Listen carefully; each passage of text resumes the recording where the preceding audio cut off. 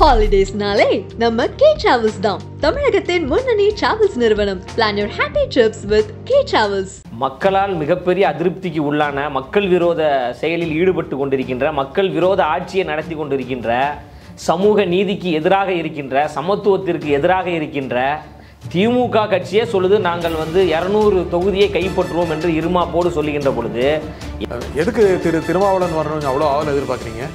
ஏங்க அந்த நிகழ்வு என்பது எல்லோருக்குமான தலைவர் அண்ணல் அம்பேத்கர் அவர்கள் என்கின்ற ஒரு தலைப்பில் நூல் வெளியீடு. அண்ணல் அம்பேத்கர் அவர்கள் சாதி தலைவர் கிடையாது, அவர் ஒரு சாதித்த தலைவர்.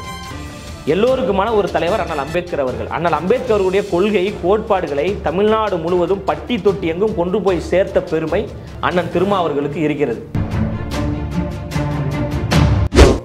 திரு விஜய்க்கு தமிழக வெற்றி கழகத்திற்கு ஆலோசகர் ஆதவ அர்ஜுனாவா? ஆதவ அர்ஜுனா விடுதலை சிறுத்தை கட்சியினுடைய முன்னாள் துணை பொதுச் செயலாளர். இப்போ அவர் இடைநீக்கம் பண்ணியிருக்காங்க 6 மாசமா. இடைநீக்கம் பண்ற அளவுக்கு ஆதவ அர்ஜுனா அவர்கள் எந்த தவறும் பண்ணல என்பது என்னுடைய கருத்து. அது நீங்க பேசுற மாதிரி பேசுறாரு அவரு. ஏன்னு கேளுங்க, அண்ணன் திருமா அவர் தமிழக வெற்றி கழகத்துடைய பிரதிநிதி மாதிரி பேசுறாரு. அண்ணன் திருமா அவர்களுடைய கருத்து தான் அவர் பேசுறாரு. 26 தேர்தலுக்கு முன்பே 2 கோடி உறுப்பினர்களை நாங்கள் இணைக்க போகிறோம்.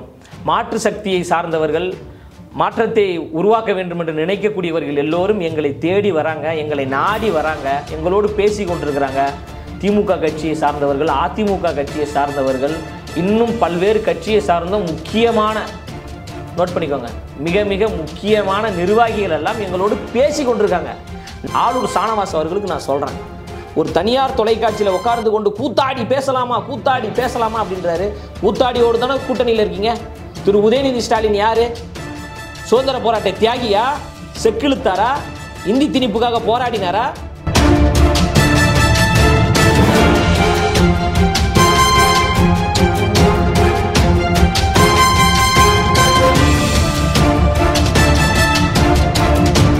Again, Tamil has the highest viewership in India, USA, UK, Dubai, UAE, Saudi, Malaysia, Singapore, Norway, Sweden, Switzerland and Denmark. Join us and take your business to the world. வணக்கம் ஆகாய நண்பர்களே. திரு விஜயின் தமிழக வெற்றி கழகம் எத்தனை தொகுதிகள் பெறும், எத்தனை வாக்கு சதவீதம் பெறும், தற்போதைய அரசியலில் ஏன் இந்த முக்கியத்துவம் தரப்படுகிறது, இதை பற்றி பேசுவதற்காக தமிழக வெற்றி கழகத்தின் செய்தி தொடர்பாளர் திரு லைலா மணி இங்கு வந்திருக்கிறார். வணக்கம் திரு லைலா மணி. வணக்கம் ஐயா. உங்கள் கட்சி திரு விஜயுடைய தமிழக வெற்றி கழகம் 200 சீட் ஜெயிக்குமா? வெற்றி பெற வாய்ப்பு இருக்குங்க ஐயா. ரொம்ப தயங்கி தான் சொல்றீங்க. இல்ல வெற்றி பெற வாய்ப்பு இருக்கு. ஏன்னா நம்பிக்கையோட சொல்ல மாட்டேங்கிறீங்க. நம்பிக்கையோட தான் சொல்றோம். தமிழ்நாட்டு மக்களை நம்பி தான் நாங்கள் சொன்ன பேரு சொல்றீங்க. 200 தொகுதியே உறுதியாக நாங்கள் வெற்றி பெறுவோம். தமிழ்நாட்டு மக்களை நம்பி வருகிறோம். சிங்கிள் மெஜாரிட்டியில் ஆட்சி அமைக்கக்கூடிய வகையில் எங்கள் தலைவர் தளபதி அவர்கள் மிகப்பெரிய ஒரு நம்பிக்கையை பெற்றிருக்கிறாங்க. உங்கள் தலைவரே சொல்ல மாட்டேங்கிறாரு 200 சீட் ஜெயிப்போம், நீங்கள் தான் சொல்றீங்க. இல்லை, உறுதியாக நாங்கள் ஜெயிப்போம். ஆட்சி நாங்கள் தான் அமைக்க போகிறோம். 2026 எங்களுடைய ஆட்சி தான் அமைய போகிறது. எந்த மாற்று கருத்துமே கிடையாது. எல்லா கட்சியும் சொல்லலாம். நான் கேட்டது நீங்கள் 200 சீட் ஜெயிப்பீங்களான்னு கேட்டேன். ஆமாவா இல்லையா? ஆட்சி அமைப்பது நாங்கள் தான்.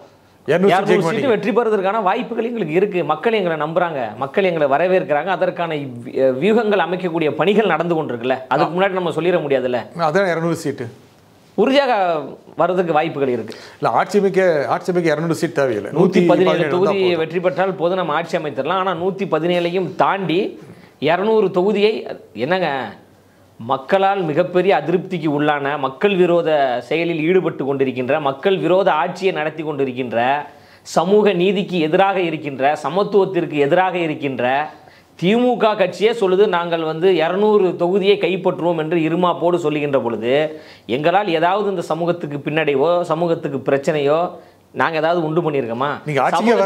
ஒரு மாற்றத்தை உருவாக்க வேண்டும் என்று வருகின்ற பொழுது மக்கள் எங்களை வரவேற்கிறாங்க, கொண்டாடுறாங்க. 2026 தேர்தல் களத்தில் பார்க்க தானே போறீங்க எங்களுடைய ரிசல்ட்ஸ் எந்த அளவுக்கு வரப்போகுதுன்னு. 200 சொல்றது இருமாப்பா? கண்டிப்பாங்க இருமாப்பு தாங்க. நீங்க கூட சொன்னீங்க. நான் எங்களால் மக்களுக்கு எந்த பிரச்சனையும் வரலையே. நீ மக்களுக்கு பிரச்சனையை ஏற்படுத்தி கொண்டு விலைவாசியை உயர்த்தி கொண்டு மின் கட்டணத்தை உயர்த்தி கொண்டு பால் விலையை உயர்த்தி கொண்டு பேருந்து கட்டணத்தை உயர்த்தி கொண்டு மக்களுக்கு விரோதமான செயலில் ஈடுபட்டு நாங்கள் 200 தொகுதியை கைப்பற்றுவோம் அப்படின்றது இருமாப்பு தானே. மக்களை நசுக்கி கொண்டு நீங்க பேசுறது இருமாப்பு தானே. தேர்தலை சந்திக்காது நீங்க 200 சொல்லலாம், அவங்க சொல்லக்கூடாதா? எங்க சொல்றதுக்குன்னு ஒரு தர்மம் இருக்குங்க. அது யாரு சொல்லணும் யாரு சொல்லக்கூடாதுன்னு ஒன்று இருக்குல்ல. உங்ககிட்ட என்னன்னா, எங்களிடம் எல்லா கூட்டணி கட்சிகளும் எங்க கூட தான் இருக்கிறாங்க, அதனால எங்களை யாராலும் வீழ்த்த முடியாது அப்படின்ற அந்த ஒரு இருமாப்பு இருக்குல்ல, அந்த ஒரு மமதை இருக்குல்ல, அந்த மமதையை வீழ்த்த வேண்டிய கடமை எங்களுக்கு இருக்கு. நாங்க வீழ்த்தி காட்டுறோம்னு சொல்றோம். ஆனால் எவ்வளோ பெரிய கூட்டணி, பல பெரிய கூட்டணி, அதுவும் கிட்டத்தட்ட 4 ஆண்டுகளாக தொடர்கின்ற கூட்டணி, 5-6 ஆண்டுகள் தாண்டி தொடர்கின்ற கூட்டணி.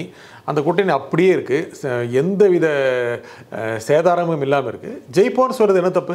இல்லை, எவ்வளோ பெரிய கூட்டணியாக இருந்தாலும் அந்த கூட்டணி வெற்றி பெறணுமா வெற்றி பெற முடியாதா என்பதை தமிழ்நாட்டு மக்கள் தான் தீர்மானிப்பாங்க. வாக்காளர்கள் தீர்மானிப்பார்கள். வாக்காளர் தான் தீர்மானிப்பாங்க. கணக்குன்னு பார்க்கும்போது நம்பர்ஸ், இந்த கட்சிக்கு எவ்வளவு, இந்த கட்சிக்கு எவ்வளவு, இந்த கட்சிக்கு எவ்வளவு, அந்த கூட்டு தான் வெற்றி படைய வைக்கும். அப்படிலாம் கிடையாதுங்க. தேர்தல் நேரத்தில் எல்லாருமே 0 தான், 0ல இருந்து தான் ஸ்டார்ட் ஆக போகுது. அந்த அடிப்படையில் தான் நம்ம பார்க்கணும். இப்போ 2016 மக்கள் நல கூட்டணின்னு ஒரு கூட்டணி உருவாக்குனாங்க. பிரதான எல்லா கட்சிகளும் சேர்ந்து ஒரு பெரிய கூட்டணியை உருவாக்குனாங்க. மக்கள் என்ன அதற்கு இப்போ பதில் கொடுத்தாங்க? ஒரு 5 கட்சி சேர்ந்து. அதே மாதிரி 2011 திமுக வந்து மிகப்பெரிய ஒரு கூட்டணியோடு தேர்தல் களத்துக்கு வந்தாங்க. என்னானது? எதிர்கட்சி கூட வர முடியல. அப்போ மக்கள் தான் எல்லாமே தீர்மானிப்பாங்க. நாங்கள் அதை தான் சொல்கிறோம்ல, கூட்டணி கணக்கு முக்கியம், மறுக்க முடியாது. கூட்டணி கணக்கை விட மக்கள் தாங்க ரொம்ப முக்கியம். மக்களின் நம்பிக்கையை பெறணும், மக்களின் நன்மதிப்பை பெறணும், மக்களுக்கு நம்ம என்ன செய்ய போகிறோம் என்பதை தெளிவாக சொல்லி பொய்யான வாக்குறுதிகளை சொல்லக்கூடாது. எங்களால் ஆட்சிக்கு வந்தால் நாங்கள் இதை செய்வோம், அவ்வளோதான். அதை விட்டுட்டு நீங்கள் வாய்க்கு வந்ததெல்லாம் சொல்லிட்டு எதையுமே நடைமுறைப்படுத்தாத போது மக்கள் விரோத செயல் இயல்பாக நடந்து கொண்டிருக்கு. ஒரு தேர்தல் கூட நீங்கள் பார்க்கல. ஆனால் பல ஆண்டுகளாக 50-60 வருஷம் தேர்தல் பார்த்துருக்க கட்சியை பார்த்து நீங்கள் 200 சொல்லக்கூடாது அப்படின்னு சொல்றது. ஏங்க நீங்கள் 200 இல்லைங்க, 234 கூட ஜெயிங்க, எங்களுக்கு அது பிரச்சனை கிடையாது. வெற்றியை மக்கள் தருவாங்களான்றதான் ஒரு கேள்வி. எல்லா பகுதியிலையும் மக்கள் போராடிட்டு இருக்காங்க, மிகப்பெரிய ஒரு அதிருப்தியில் இருக்கிறாங்க. நீங்கள் 2015 இதை இப்படி தானே சொன்னீங்க. செம்பரம்பாக்கம் ஏரியை வந்து அம்மையார் ஜெயலலிதா அவர்கள் திறந்து விட்டு மக்கள் இவ்வளோ பெரிய சித்திரவதைக்கு உள்ளாக்கிட்டாங்க, இந்த அரசை வீழ்த்துவோம் அப்படின்னு பேசி அதே திமுக தானே இப்போ சாத்தனூர் அணையை திறந்து விட்டு மிகப்பெரிய அளவில் மக்களுக்கு விரோதமான ஒரு செயலில் ஈடுபட்டிருக்கு. அப்போ அவங்களுக்கு உங்களுக்கு என்ன வித்தியாசம் இருக்குது? அதை கேட்க வேண்டிய ஒரு கேள்வி இருக்குல்ல. ஏங்க 16 கோடி ரூபாய் செலவு பண்ணி ஒரு பாலம் கட்டுறீங்க, அது கட்டி 90 நாள் இடிஞ்சு விழுதுன்னா இதில் ஊழல் நடந்திருக்கா இல்லையா? 16 கோடி யாரோட காசு? உங்கள் அப்பா வீட்டு காசா? என்னுடைய வரிப்பணங்க, உங்களுடைய வரிப்பணங்க, நம்மளுடைய வரிப்பணத்திலிருந்து கட்டப்பட்ட ஒரு மேம்பாலம் என்பது 16 கோடி 90 நாளில் இடிஞ்சு விழுதுன்னா இந்த அரசும் 2026 இடிந்து விழ போகிறது. மழை பெரிய மழை, வெள்ளம் பெரிய வெள்ளம், இடிஞ்சு விழாதானே? ஐயா, காமராஜர் அவர்கள் கட்டிய பாலம் கூட இன்னும் உறுதியாக இருக்கே. அப்போ பெய்யாத மழையை இப்போ பெய்து விட்டது. இல்லை கடந்த ஆண்டு பெய்த மழையை விட இந்த ஆண்டு மழை அதிக அளவில் பெய்திருச்சு. இது வந்து சப்பக்கட்டு சொல்கிறது.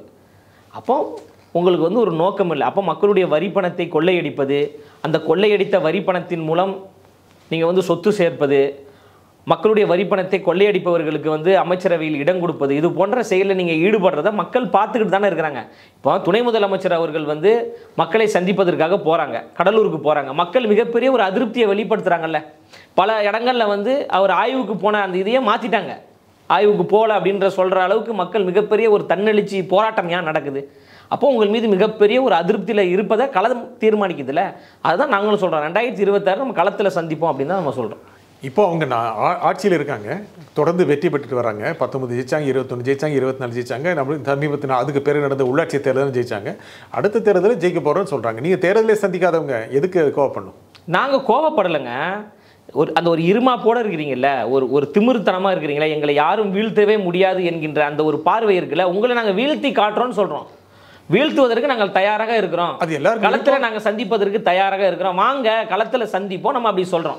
அவங்க தயாராக தான் இருக்காங்க. நீங்கள் இப்போ தான் வந்திருக்கீங்க. நாங்களும் தயாராக தாங்க இருக்கிறோம். நாங்களும் தயாராகத்தான் இருக்கிறோம். அரசியல் வந்து எங்களுக்கு புதுசு கிடையாதுங்க. ஐயா, நம்ம 20 ஆண்டுகளுக்கு மேலாக களப்பணி செய்து கொண்டிருக்கிறோம். ரசிகர் மன்றம் நட்பணி மன்றமாக மாறியது, நட்பணி மன்றம் மக்கள் இயக்கமாக மாறியது, மக்கள் இயக்கம் தமிழக வெற்றி கழகமாக மாறி இருக்கு. இந்த நட்பணி இயக்கங்களை நடத்தி கொண்டு இருக்கின்ற பொழுதே மக்களுக்கு பல உதவிகளை நம்ம செய்து கொண்டிருக்கோம். இப்போ நீங்கள் சொல்கிறீங்களே, இப்போ திமுக வந்து மக்களுக்கு செய்கிறாங்க அப்படின்னா அவங்க எந்த பணத்தை வச்சு செய்கிறாங்க?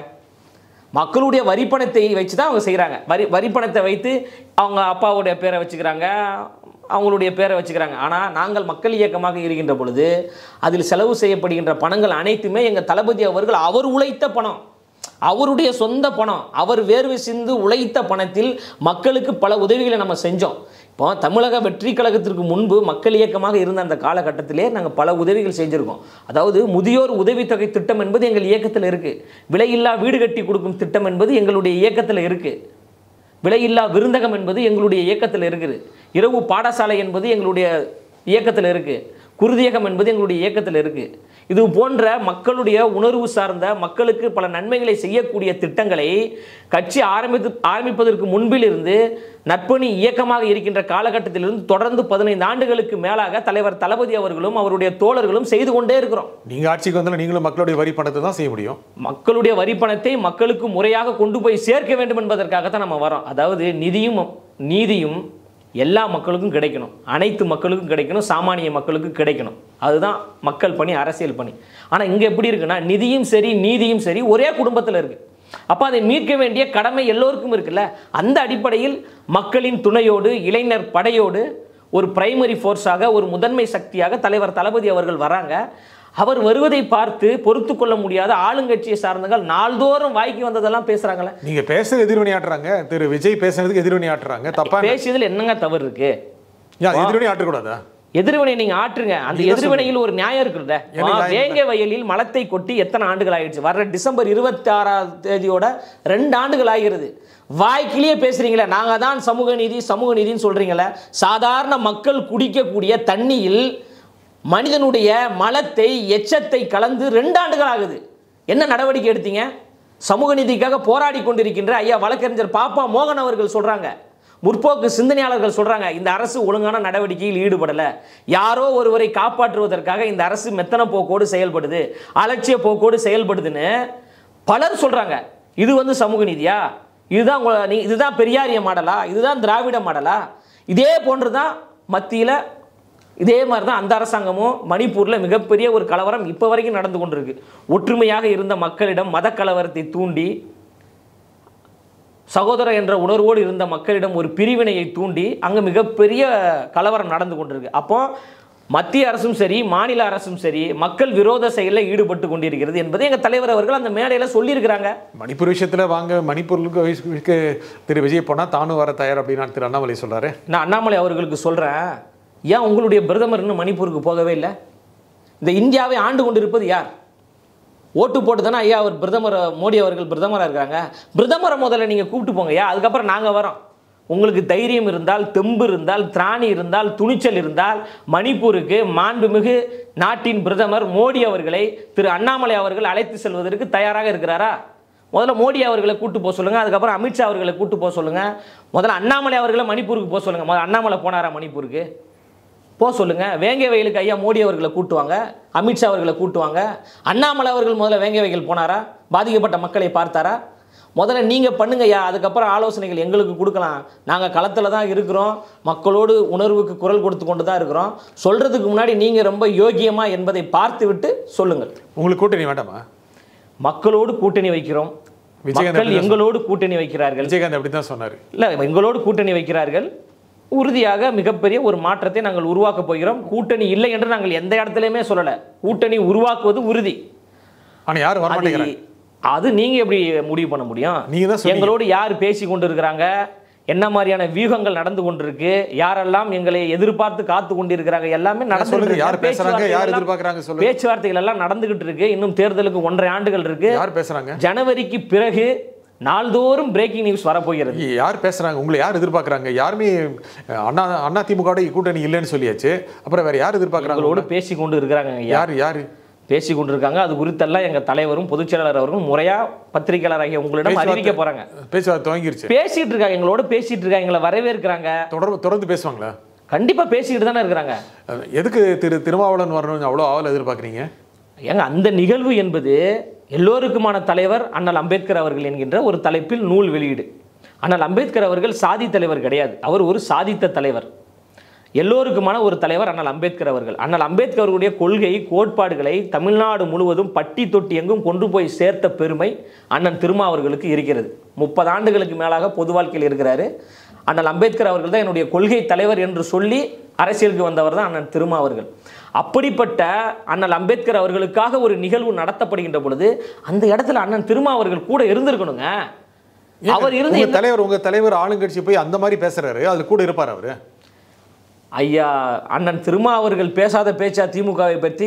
மக்கள் நல கூட்டணியில் அவர் பேசிய பேச்செல்லாம் வீடியோவில் பார்த்துருக்கீங்களா? இப்போ எதுக்கு பேசணும்? அதை கூட்டணி எல்லாம் போயிட்டு இருக்குல்ல, அவர்களே பேசியிருக்காங்களே. நாங்கள் கூட்டணியில் திரும்ப பேசணுமா?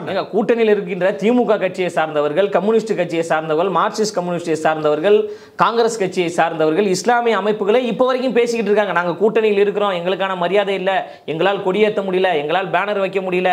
ஆளூர் ஷானவாஸ் அவர்கள் என்ன சொன்னாங்க?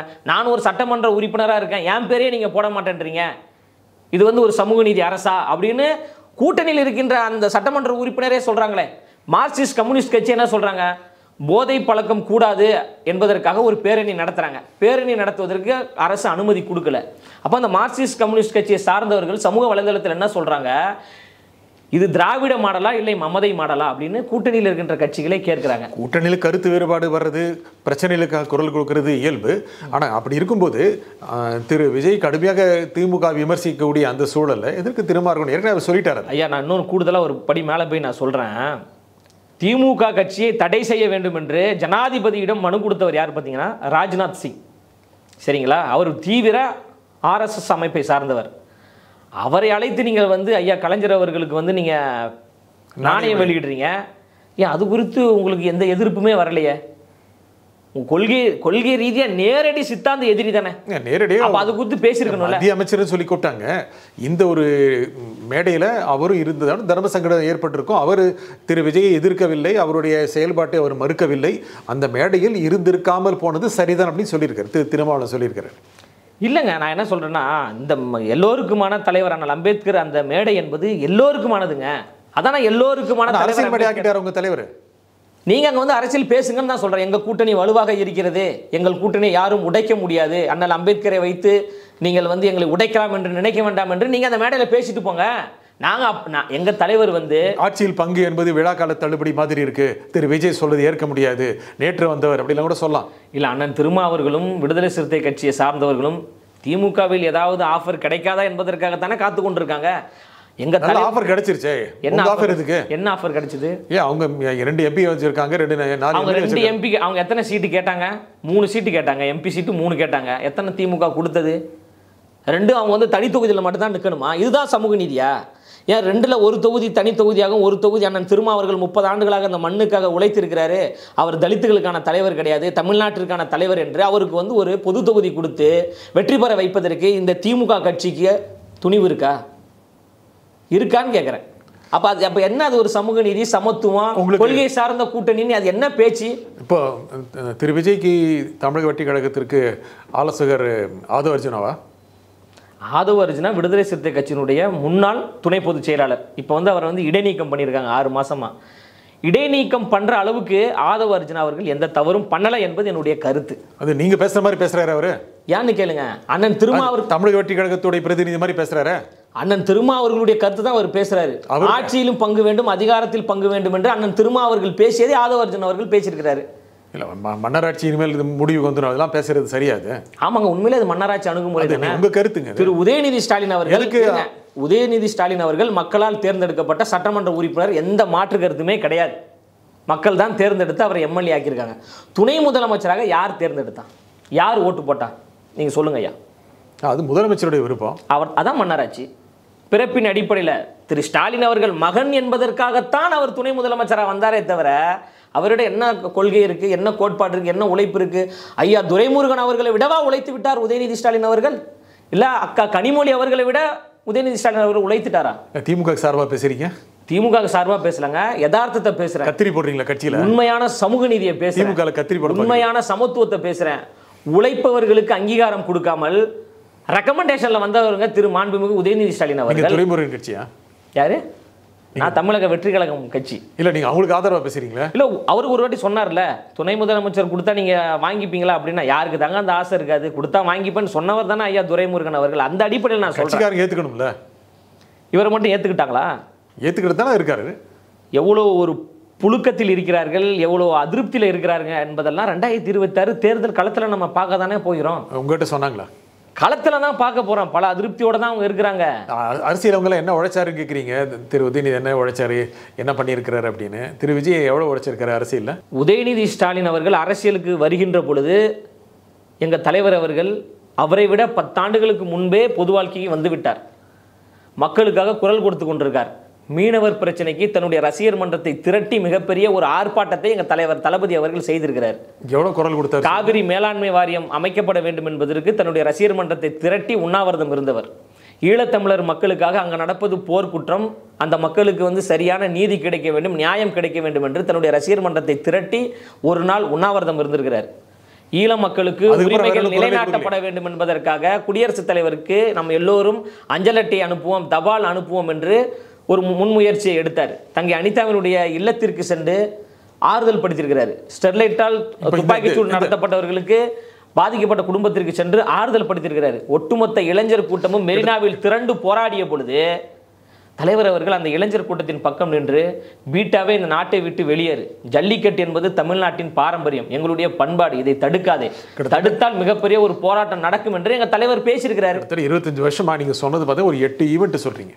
உதயநிதி ஸ்டாலின் ஒன்று சொல்லுங்க, அவர் கட்சிக்காக தொடர்ந்து கட்சி என்ன பண்ணார்? ஏதோ ஒன்று ரெட் ஜெயிண்ட் அவர் முதல் படம் பண்ணார் பார்த்தீங்களா? ரெட் ஜெயிண்ட் ஆரம்பித்து முதல் படம் பண்ணதுக்கு பிறகுதான் இவர் ஸ்டாலின் அவருடைய மகன் என்று எல்லாருக்கும் தெரியும். படம் நடித்த பிறகுதான் இவர் தான் உதயநிதி ஸ்டாலினா என்று எல்லோருக்குமே தெரியும். அந்த ரெட் ஜெயிண்ட் நிறுவனம் ஆரம்பிப்பதற்கு முன்பு திரு உதயநிதி ஸ்டாலின் அவர்கள் திமுக கட்சிக்காக செய்த 10லாம் நான் கேட்கல, ஏதாவது ஒரே ஒரு தியாகம் மட்டும் ஒன்னே ஒன்று சொல்லுங்க. திமுக பண்ணிருப்பாருங்க, ஒன்னே ஒன்று சொல்லுங்க. திமுக ஏதாவது ஒரு ஆர்ப்பாட்டம் போராட்டத்தில் ஏதாவது கலந்து கொண்டாரா? கிடையாதுங்க. நான் திரும்பவும் சொல்றேன், பிறப்பின் அடிப்படையில் தான் திரு உதயநிதி ஸ்டாலின் அவர்களுக்கு துணை முதலமைச்சர் பதவி கொடுக்கப்பட்டிருக்கு. அந்த கட்சியில் உழைப்பாளர்களே கிடையாதா? அந்த கட்சியில் தியாகம் செய்தவர்களே கிடையாதா என்பது எங்களுடைய கேள்வி.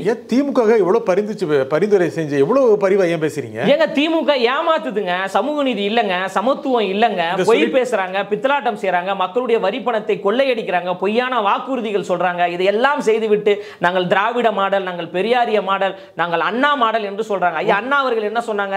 மதுக்கடைகளே இருக்கக்கூடாது, மதுவினால் வரக்கூடிய பணம் நமக்கு தேவையே கிடையாதுன்னு சொன்ன அண்ணா அவர்களை பேசுகின்ற திமுக தமிழ்நாட்டில் இருக்கின்ற மதுக்கடைகள் எல்லாம் இழுத்து மூடுறதுக்கு உங்களுக்கு துணிச்சல் இருக்கா? உங்க மாடல் என்ன? எங்களுடைய மாடல் தமிழ்நாடு மாடல், தமிழ் மண்ணுக்கான மாடல், மக்களுக்கான மாடல், அனைவர்களுக்குமான மாடல், பொதுவான ஒரு மாடல். நாங்கள் தான் சொல்லிட்டோமே, பிறப்பின் அடிப்படையில் பாகுபாடு இல்லாத அனைவருக்கும் சமம் என்கின்ற ஒரு சமத்துவ அரசியலை முன்வைத்து தலைவர் தளபதி அவர்கள் வருகிறார். எங்களுடைய மாடல் என்பது சமத்துவ மாடல். எல்லாருமே தான் சொல்லிட்டு இருக்காங்க, நீங்க மட்டும் இல்லை. இல்லை, நாங்கள் நடைமுறைப்படுத்துகிறோங்க. எங்கள் கட்சியினுடைய பொறுப்பாளர்களெல்லாம் நீங்கள் பாருங்கள், அவர்களெல்லாம் எந்த எந்த சமூகத்தை சார்ந்தவர்கள் என்பதை நீங்கள் பாருங்கள். ரொம்பவும் நசுக்கப்பட்டு ஒடுக்கப்பட்டு கிடைப்பவர்களுக்கு எல்லாம் மிகப்பெரிய ஒரு உயர்ந்த பதவியை கொடுத்து உண்மையான இடஒதுக்கீடை, உண்மையான சமூக நீதியை எங்கள் தலைவர் தளபதி அவர்கள் நிலைநிறுத்தி கொண்டு வரார். நாங்கள் தான் வெளிப்படையாக சொல்கிறோமே, ஆட்சியிலும் நாங்கள் பங்கு தருகிறோம், அதிகாரத்திலும் நாங்கள் பங்கு தருகிறோம், அமைச்சரவையிலும் நாங்கள் பங்கு தருகிறோம் என்று துணிச்சலோடு நான் பேசுகிறேன். ஏதாவது ஒரு திமுக கட்சியை சார்ந்தவர்களை அழைத்து இதே இடத்தில் உட்கார வைத்து நீங்கள் ஆட்சியில் பங்கு கொடுப்பீங்களா, அதிகாரத்தில் நீங்க பங்கு கொடுப்பீங்களான்னு கேளுங்க. அவங்க சொல்ல மாட்டாங்க. 117க்கு மேல சீட் 120 130. அப்ப என்ன வெங்காயத்துக்கு நீங்க சமூக நீதி பேசுறீங்கன்னு தான் ஒரே கேள்வி. அவங்களுடைய இருக்கிற பலத்துல 130 சீட் வரைக்கும் ஜெயிச்சிருவாங்க, நீங்க ஜெயிக்க மாட்டீங்க. அதனால பங்குக்கு கொடுக்க தயாரா இருக்கீங்க. ஏங்க நாங்க ஆட்சியை சிங்கிள் மெஜாரிட்டில அமைக்க போறோங்க. நான் தான் சொல்றேன், 26 வரைக்கும் வெயிட் பண்ணி நீங்க பாருங்க. நம்பிக்கை, உங்களுக்கு நம்பிக்கை இருக்கு? அதீத நம்பிக்கை, அதீத தன்னம்பிக்கை, ஓவர் கான்ஃபிடன்ஸ், அதீத நம்பிக்கை. தமிழ்நாட்டு மக்களை நம்பி, மக்களின் துணையோடு, மக்கள் எங்களை நம்புறாங்க, நாங்க மக்களை நம்புறோம். ஏன் நீங்க காங்கிரஸோடு கூட்டணியில் இருந்து அமைச்சரவையில் இடம் பிடித்தீங்களே திமுக, அப்போ உங்களுக்கு கூட்டணி ஆட்சி இனித்ததா? பிஜேபியோடு கூட்டணி வைத்து அமைச்சரவையில் இடம் பிடித்தீங்களே, அப்போது உங்களுக்கு இனித்ததா? விசிகாவினுடைய உழைப்பு இல்லாமல், கம்யூனிஸ்டுகளுடைய உழைப்பு இல்லாமல், காங்கிரஸோட உழைப்பு இல்லாமல், இஸ்லாமிய அமைப்புகளுடைய உழைப்பு இல்லாமல் திமுகவால் ஆட்சி அமைத்திருக்க முடியுமா? அப்போ அவங்களுடைய உழைப்பை சுரண்டி கொண்டு, அவர்களுடைய வேர்வையை சுரண்டி கொண்டு அதிகாரத்தில் மட்டும் நீங்கள் இருப்பது சரியா? எல்லாம் ஜெயிச்சிருக்கு, எம்எல்ஏ ஆயிருக்காங்கல்ல. நான் என்ன சொல்றேன், எத்தனை பட்டியலின வகுப்பை சார்ந்தவர்களை பொது தொகுதியில் நிறுத்தி வெற்றி பெற வைத்திருக்கீங்க. வெற்றி கூட விட்டுருங்க, யாராவது ஒரு பட்டியலின வகுப்பை சார்ந்த ஒரே ஒரு வேட்பாளரை பொது தொகுதியில் நிறுத்தின ஒரு வரலாறு திமுக சொல்லுங்க. இல்ல, அது வெற்றிக்கான சாத்தியம் எங்க இருக்கும், அங்க நிறுத்த வைக்கிறாங்க. அப்போ நீங்க அரசியல் செய்றீங்க, அப்போ உங்ககிட்ட சமூக நீதி கிடையாது, உங்ககிட்ட சமத்துவம் கிடையாது, எதுக்கு போய் சொல்றீங்கன்னு தான் நாங்க கேட்கிறோம். நீங்க செய்ய மாட்டீங்க. 2026ல இந்த வீடியோ நீங்க கட் பண்ணி வச்சுக்கோங்க. 2026ல தலைவர் தளபதி அவர்கள் உண்மையான சமூக நீதியை இந்த தமிழ்நாட்டில் நிலைநிறுத்துவார். பட்டியலின வகுப்பை சார்ந்தவர்களை பொது தொகுதியில் நிறுத்துவது மட்டுமல்லாமல் பொது தொகுதியில் நிறுத்தி வெற்றி பெற வைப்பார். திரும்பவும் சொல்றேன், ஜெயிக்கணும்ல, வெற்றி பெற வைப்பார், ஜெயிக்கணும்ல. மிகப்பெரிய ஒரு சமூக நீதியை எங்க தலைவர் நிலைநிறுத்துவார். திமுக செய்யாததை தமிழக வெற்றி கழகம் செய்யும், எங்க தலைவர் தளபதி அவர்கள் செய்வார். குறிச்சு வச்சுக்கோங்க, இந்த வீடியோவை அப்படியே சேகரித்து வச்சுக்கோங்க. நம்பர் இல்லையே உங்களுக்கு, நீங்கள் உடனுக்குடனே ஒரு 20% வாங்கினாதான் 30% வாங்கினா ஜெயிக்க முடியும். இப்போ இருக்கிற கணக்கு பார்க்கும்போது 10-12 தான் வாங்குவீங்க அப்படின்னு சொல்கிறாங்க. அதாவது உங்களுடைய வியூகத்துக்கு என்னால் பதில் சொல்ல முடியாதுங்கய்யா. நாங்கள் சொல்லை விட செயலுக்கு மதிப்பு அதிகம் என்று நினைக்கக்கூடியவர்கள். 2026 எங்களுடைய செயலை நீங்கள் பார்க்க போகிறீங்க. 1 கோடியை நெருங்கக்கூடிய வகையில் கட்சியில் உறுப்பினர் சேர்க்கைகள் நடந்து கொண்டிருக்கிறது. எங்களுடைய இலக்கு என்பது 2 கோடி. 26 தேர்தலுக்கு முன்பே 2 கோடி உறுப்பினர்களை நாங்கள் இணைக்கப் போகிறோம். மாற்று சக்தியை சார்ந்தவர்கள், மாற்றத்தை உருவாக்க வேண்டும் என்று நினைக்கக்கூடியவர்கள் எல்லோரும் எங்களை தேடி வராங்க, எங்களை நாடி வராங்க, எங்களோடு பேசி கொண்டிருக்கிறாங்க. திமுக கட்சியை சார்ந்தவர்கள், அதிமுக கட்சியை சார்ந்தவர்கள், இன்னும் பல்வேறு கட்சியை சார்ந்த முக்கியமான, நோட் பண்ணிக்கோங்க, மிக மிக முக்கியமான நிர்வாகிகள் எல்லாம் எங்களோடு பேசி கொண்டிருக்காங்க. நாங்கள் தான் இன்னும் கட்சியில் இணைக்காமல் இருக்கிறோம். வெயிட் பண்ணிருக்காங்க கேட்டில். எங்கள் கட்சியினுடைய வேலைகள் நடந்துகிட்டு இருக்குல்ல, எங்கள் கட்சி தோழர்களுக்கான பொறுப்பாளர்கள் நியமனம் தொடர்பான வேலைகள் நடந்துகிட்டு இருக்கு. அதிமுக பெருமெல்லாம் கேட்டில் வெயிட் பண்ணிட்டு இருக்காங்க. கேட்லலாம் வெயிட் பண்ண வேண்டியது, பேசி கொண்டிருக்காங்க, எங்களோடு பேசி கொண்டிருக்காங்க. நீங்க காத்திருக்க சொல்றீங்க அப்படின்னு சொல்றீங்க. உங்களுடைய கட்சி வேலைகள் எல்லாம் முடிந்த பிறகு அவர்கள் எல்லாம் இணைக்கக்கூடிய வேலைகள் நடந்துகிட்டு இருக்கும். கேட் ஓபன் பண்ணிடுவீங்க. இல்ல, எங்களுக்கு இன்னும் இந்த மாவட்ட செயலாளர்கள் நியமனம் நடக்கல, இன்னும் மாநில நிர்வாகிகள் தொடர்பான நியமனங்கள் எதுவுமே நடக்கல, அதற்கான கட்டமைப்பு வேலைகள் நடந்து கொண்டிருக்குல்ல. அப்ப எங்களுக்கான பொறுப்பாளர்களை நியமித்த பிறகு அந்த மாற்று கட்சியிலிருந்து வரக்கூடிய, திரும்பவும் சொல்றேன், மிக முக்கியமான நிர்வாகிகளை இணைக்கக்கூடிய வேலைகள் நடக்கும். 2 தடவை சொல்லிட்டீங்க, பாக்குறவங்க யாரும் தெரிஞ்சுக்க ஆசைப்படுவாங்க. யார் திமுக யார் வர்றாங்க, அதிமுக யார் வர்றாங்க, மிக மிக முக்கியமான ஆட்கள்லாம் வராங்க. 3வதையும் சொல்லிட்டீங்க, மிக மிக முக்கியமான ஆட்கள் வராங்க வராங்க வராங்க. அதுல எந்த மாற்று கருத்துமே கிடையாது. ஜனவரிக்கு பிறகு நீங்க பார்க்க தானே போறீங்க. மற்ற கட்சி 2025 உங்களுக்கு நாள்தோறும் பிரேக்கிங் நியூஸ் தான். திராவிட நீரோட்டத்தில் போயிட்டு வந்தாலும் பரவாயில்ல, தமிழக வெற்றி கழகத்தில் கதவுகள் திறந்திருக்கும். மண்ணுக்காக மக்களுக்காக உழைக்கக்கூடியவர்களை எங்க தலைவர் அவர்கள் இணைத்துக் கொள்கிறார். உங்க கட்சியில் சேர்ந்தா இந்த நாமகரணம் சூட்டப்படுமா? ஏங்க நாங்கள் எல்லாத்தையும் தீர ஆராய்ந்து தாங்க எல்லாத்தையுமே சேர்க்க முடியும். வர்றவங்க போறவங்களெல்லாம் சேர்க்க முடியாது. அப்படி வரக்கூடிய முக்கியமான ஆட்களை நாங்கள் இணைக்க போறோம். 4 தடவை சொன்னீங்க முக்கியமான பெருமை வர்றாங்கன்னு. ரொம்ப சாதாரணமா வர்றவங்க போறவங்க சேர்க்க முடியாது. இல்லை, நீங்க சொன்னீங்களா அந்த நீரோட்டத்திலிருந்து வரவர்கள், இந்த நீரோட்டத்திலிருந்து வரக்கூடியவர்கள் அப்படின்னு சொல்ல, மக்கள் நீரோட்டத்திலிருந்து வரக்கூடியவர்களை நாங்கள் உறுதியாக இணைக்கிறோம். ஃபில்டர் பண்ணி தான் எடுப்பீங்க. ஆமா ஆமா, சும்மா எல்லாரையும் எல்லாம் சேர்க்க முடியாதுங்க ஐயா. ஆனா திரு விஜயுடைய வரவை பாஜக ரொம்ப ரசிக்குது. ஏன்னா எப்படியாவது திமுக வீழ்த்த முடியாதா, வீழ்த்திட மாட்டாரா அப்படின்னு. ஏன் இது? நாங்கள் பிஜேபின்ற ஒரு கட்சியை நாங்கள் ரசிக்க மட்டும் இல்லை, அதை வீழ்த்தணும் என்று தான் நாங்கள் நினைக்கிறோம். அவங்க ரசித்தா நாங்கள் என்னங்க பண்ண முடியும்?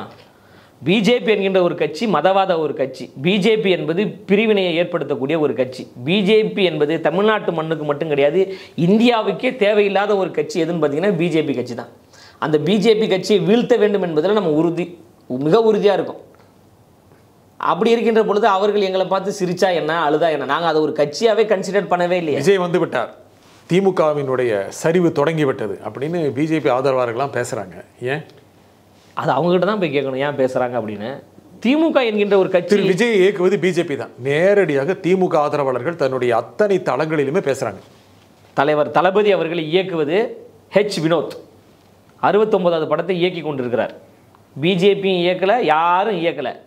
எங்களை இயக்கி கொண்டிருப்பது தமிழ்நாட்டு மக்கள் இயக்கி கொண்டிருக்கிறாங்க. தமிழ்நாட்டின் உணர்வுகளுக்கு மதிப்பளித்து எங்கள் தலைவர் தளபதி அவர்கள் வர்றாங்க. பெரும்பான்மை மக்களுடைய ஆதரவை பெற்றதால் தான் எங்கள் தலைவர் தளபதி அவர்கள் அரசியலுக்கு வரார்.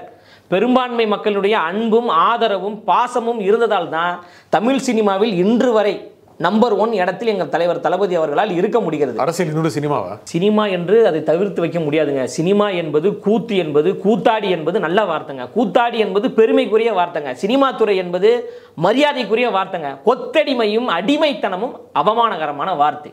ஆளூர் சானவாஸ் அவர்களுக்கு நான் சொல்றேன், ஒரு தனியார் தொலைக்காட்சியில் உட்கார்ந்து கொண்டு கூத்தாடி பேசலாமா, கூத்தாடி பேசலாமா அப்படின்றாரு. கூத்தாடியோடு தானே கூட்டணியில் இருக்கீங்க. திரு உதயநிதி ஸ்டாலின் யாரு? சுதந்திர போராட்ட தியாகியா? செக்கிழுத்தாரா? இந்தி திணிப்புக்காக போராடினாரா? அவரும் கூத்தாடி தானே. கூத்தாடியோடு கூட்டணி வைக்கும்போது உங்களுக்கு தெரியலையா கூத்தாடின்னு? அப்போ எங்கள் தலைவரை பார்த்து கூத்தாடி என்று பேசுவதற்கு உங்களுக்கு என்ன அருகதை இருக்கு? என்ன துணிச்சல் இருக்கு? வெக்கமா இல்லையா? அவமானமா இல்லையா? கேவலமா இல்லையா? கொத்தடிமையாக இருப்பதில் அவமானம் கொள்ளுங்க, அடிமையாக இருப்பதில் அவமானம் கொள்ளுங்க, கூத்தாடியாக இருப்பதில் பெருமைங்க. கூத்தாடி என்பது கலை, மக்களை மகிழ்விக்கும் கலை. அந்த வகையில் எங்கள் தலைவர் தளபதி அவர்கள் கூத்தாடியாக இருப்பதில் நாங்கள் பெருமை கொள்கிறோம். ஆனால் அரசியல் சினிமா இல்லைல்ல. திரும்பவும் சொல்கிறேங்க ஐயா, மக்களுடைய நன்மதிப்பை பெற்றதால் தான் எங்கள் தலைவர் தளபதி அவர்கள் அரசியலுக்கு வந்திருக்கிறாங்க. அரசியல் என்பது வியாபாரம் கிடையாது. அரசியல் என்பது மக்கள் பணி, மக்களுக்கு சேவை செய்ய வேண்டும் என்பதற்காக வராரு. இப்போது இருக்கின்ற அரசியல் எப்படின்னு பார்த்தீங்கன்னா, சம்பாதிக்கலாம், மக்களுடைய வரி பணத்தை ஆட்டையை போடலாம், கொள்ளையடிக்கலாம், கோடீஸ்வரர் ஆகலாம் அப்படின்னு நம்ம அரசியலுக்கு போய் சம்பாதிச்சலாம் அப்படின்னு தான் நிறைய பேர் வராங்க. சில நல்ல நல்ல தலைவர்கள் எல்லாம் இருக்கிறாங்க, நம்ம அவங்கள குறை சொல்லலை. ஆனால் எங்கள் தலைவர் ஏற்கனவே நல்லா சம்பாதிச்சிட்டாரு, பேரையும் வாங்கிட்டாரு, புகழையும் வாங்கிட்டாரு. அவர் விரும்பாத புகழுக்கு போயிட்டாரு. இதன் பிறகு அவர் அரசியலுக்கு வந்து என்ன கொள்ளடிக்க போகிறாரா, இல்லை மக்களுடைய வரி பணத்தை சுரண்ட போகிறாரா, ஏமாற்ற போகிறாரா? மக்களுக்கு நல்லது செய்யணும்னு வராருங்க. அப்படி நல்லது செய்யணும்னு வரக்கூடிய தலைவரை அரவணைக்கிறதான் செய்யணுமே தவிர அவங்கள காயப்படுத்துறது, இந்த பிஜேபி இயக்குது, இந்த அவங்க இயக்குறாங்கன்ற அந்த பேச்சு இருக்குல்ல, இது வந்து ஒரு பதட்டத்தின் வெளிப்பாடு, ஒரு அச்சத்தை ஏற்படுத்துது. மாநாட்டில் சொன்னார்ல தலைவர், மாநாடு முடிந்த பிறகு பலர் கதறுவார்கள், பலர் பல அவதூறுகளை முன்வைப்பாங்க அப்படின்னு அதே மாதிரி நடக்குது பாருங்கள். மாநாடு முடிஞ்சு 2 மாதம் ஆக போகுதுங்க, 2 மாதத்தை நெருங்கிட்டோம். நாள்தோறும் எங்களுக்கு எதிராக ஏதாவது ஒன்று பேசுறது, தப்பாக பேசுறது, அவதூறாக பேசுறது. உங்களுடைய விமர்சனங்களும் உங்களுடைய அவதூறுகளும் எங்களை என்ன பண்ண போகுது? இந்த பயாஸ்கோப்லாம் காமிச்சு நீங்கள் என்ன பண்ண போகிறீங்க? ஒன்றுமே பண்ண முடியாதுங்க. மக்களை நோக்கி நம்ம வர்றோம், மக்கள் எங்களை நம்புகிறாங்க. உறுதியாக மிகப்பெரிய ஒரு வெற்றியை தமிழ்நாட்டு மக்கள் கொடுக்க போகிறாங்க. தயவு செய்து இந்த காவி சாயம் முத்திரை குத்துவதெல்லாம் நிறுத்திக்கோங்க. சரி, அதான் ரொம்ப ஒரு தவறானது. அது தமிழ்நாட்டுக்கு வந்து ஒரு பாதுகாப்பானது கிடையாது. யார் எது பண்ணாலும் ரெண்டாயிரத்தி இருந்தாங்க, பிஜேபியோடு இருந்தாங்க. இந்த நிகழ்ச்சியில் கலந்து கொண்டு உங்கள் கருத்தில் உரிமைக்காக லைலா மணி, மிக்க நன்றி. மிக்க நன்றி. மீண்டும் ஒரு நிகழ்ச்சி சந்திப்போம். நன்றி, வணக்கம். ஹாலிடேஸ்னாலே நம்ம கே டிராவல்ஸ் தான் தமிழகத்தின் முன்னணி டிராவல்ஸ் நிறுவனம். Plan your happy trips with K Travels.